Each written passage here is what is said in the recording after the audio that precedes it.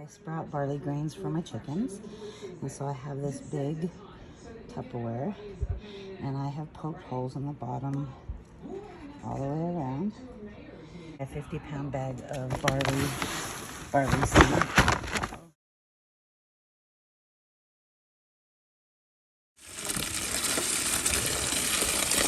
I'll fill this all the way to the top. So fill this up a couple more times. Probably a few more times a day. I'll continue to do the same tomorrow, but tomorrow they will literally already start to sprout. And so I was doing it in a system where I was soaking them in bleach, and I just want to, it helps keep the mold away. But truly, this past time that I tried it this way, I haven't had any issues. Anyway, it still sprouts just as wonderfully soaking it this way. And I will try to come back every day and show you the progress.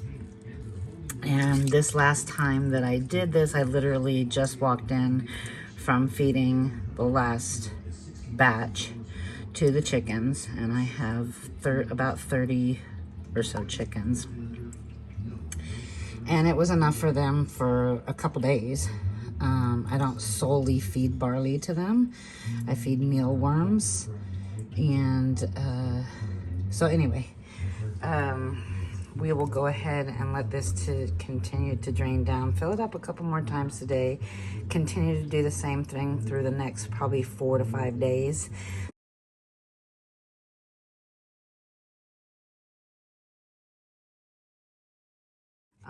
Basically, these things will obtain roots within like 3 days, and 4th and 5th day they'll really have shot out some green out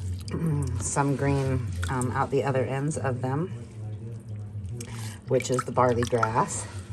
And I don't let it get too big because I don't know, I'm finding that they like it better when it's young sprouted barley grain instead of a big huge root mass of them. And then I've found that this way also detracts from it getting mold. So anyway,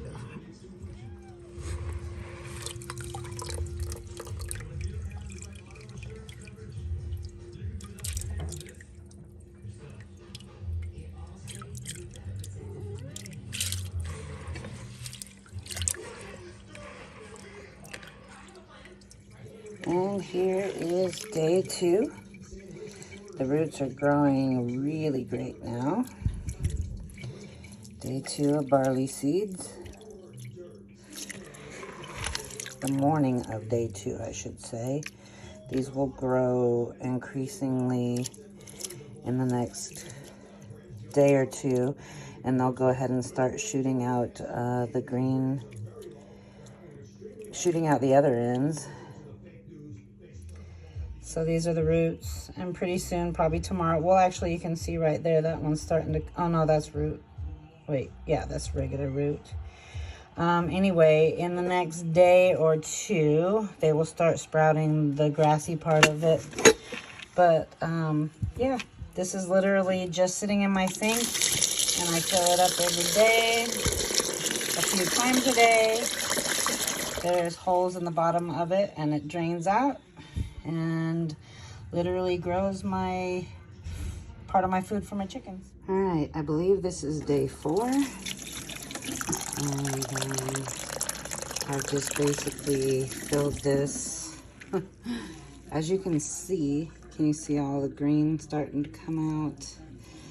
So if you recall, this was very, like, down at the very bottom of this container when I first started it. All right, so this is day 4. I have added another, well, I filled it with water again this morning. And if you recall, when I first started this, it was down at the very bottom of this container. If I had to guess, this is probably over a gallon container. Yeah, it's over a gallon. And so the amount of seed that I actually put in here just barely covered the bottom. And, you know, it's filled the entire thing. I mean, the top of it's right here. So, it has increased in size, like drastically, for the chickens' food. So, or treat, I should say. This is just one of the things that I do and feed them. Mealworms and the sprouted barley grain, and they get to free range a little bit.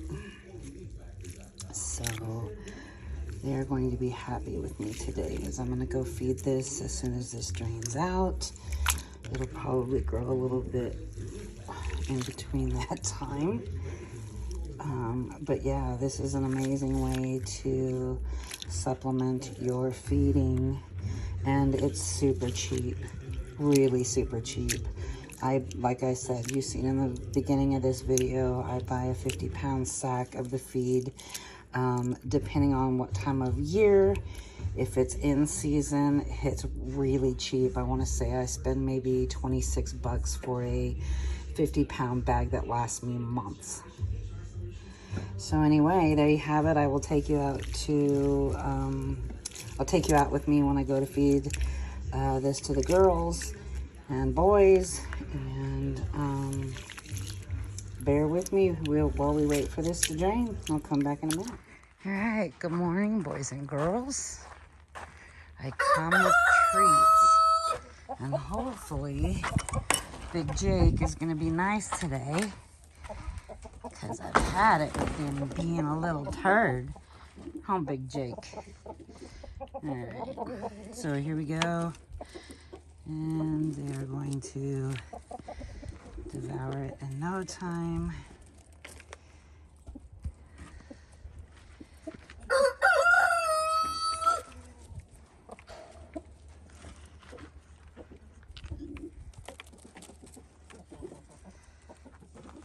And we aren't going to turn our back on Mr.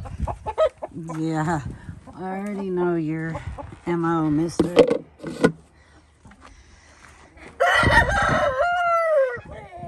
the only rooster that is not kind to me. Little brat. Alright, let's go around the compost pile here.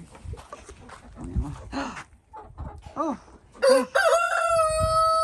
Well, the wind destroyed this bulb, so we're gonna have to come out and pick this up so that my birds can come out. All right, there you go, guys. I know, Rooster.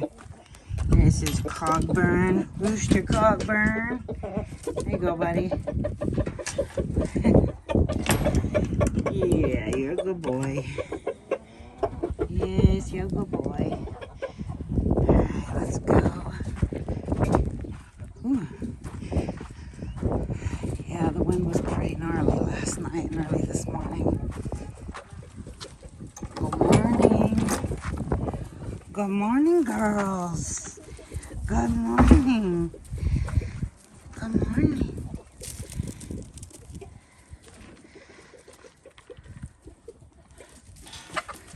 Oh.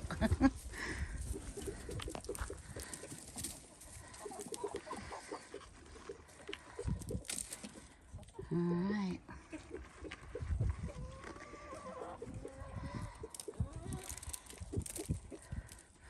So I despurred my rooster that is in with these girls. Usually I just took the sheath off of the spurs because they were sharp.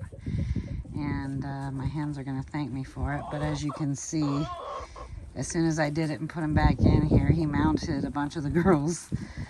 And I have him separated right now until they heal all the way, because I separated him for a couple days and tried to put him back in here because I noticed that the breathing was all fine.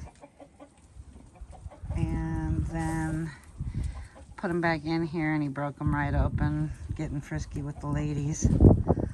So we will give them probably a week to mend all the way before we attempt to put them back in here with the girls.